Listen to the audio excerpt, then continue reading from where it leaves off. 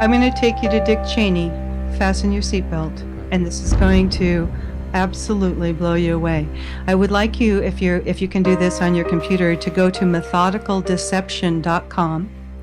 And when you open that up, on the navigation bar, you'll see where it says resources, and you'll want to click on that resources. And then there's a big box that says about the Israeli art students at the World Trade Center. Click here. Click on that and tell me when you get to that page that has some photographs, because this is the elephant in the room that nobody wanted to talk about. And this is one of the documents, a 61-page DEA document that I went over and over and over and connected Israeli Mossad bomb experts to an art group that were traveling around the United States, and to an art group that gave themselves the name of Gelatin. So are you there? I'm there. Okay, so you got those pictures? Yeah. Okay, now I'm going to take you to Dick Cheney. Just listen up. You're looking at those pictures. Those are some Israeli art students that came from a foreign country, and their art project was called B Thing. They called their team the Gelatin Group. And just so you understand this, gelatin is often referred to gelignite or blasting gelatin. It's also referred to as blasting jelly, but gelatin, and they later on changed their name because people started waking up to this. So they named their name Gelatin. They called their art project the B Thing, and you will see on the left-hand side a photograph of the title page of their book.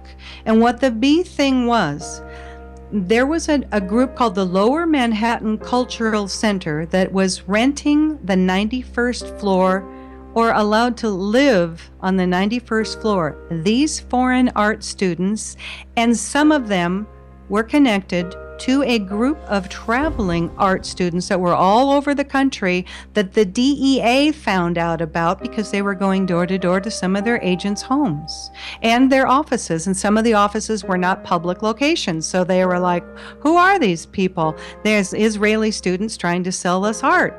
This was just a smokescreen. So you wouldn't go to where we're about to go. Now, the guy in the pink shirt, he's on the top right-hand side. Yep. Kind of a pink shirt on. He has repelling gear on. Yeah. They removed a window. This was their art project.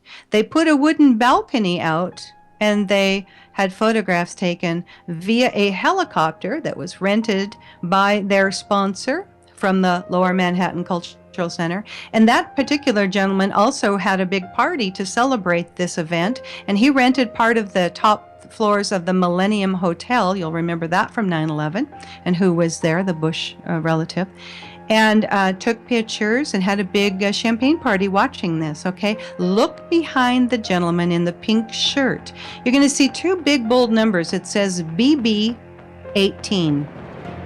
Those are fuse holders. Now look at all three pictures and look at how many boxes of plastic fuse holders that can be used for remote control demolition.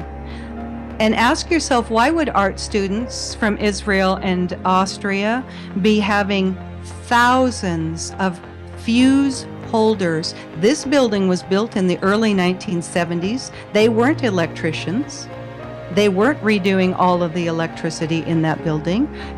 Think about this. Okay, so I get this book out, I'm waiting for my shipment of books to show up, and I literally had a voice say to me, look into this.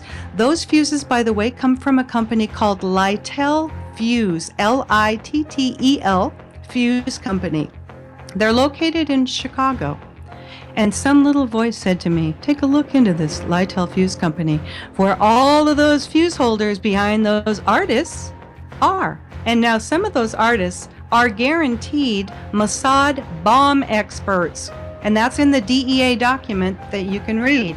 So I find out that Littel Company is a subsidiary of a corporation called Tracor, Tracor.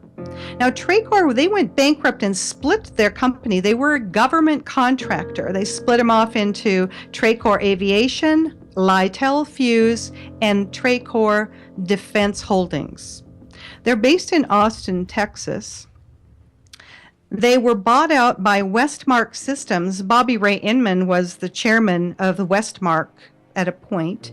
Then Westmark kind of started losing it, and Tracor bought them back. Tracor bought out a company called Vitro, which used to be the Kellex Company.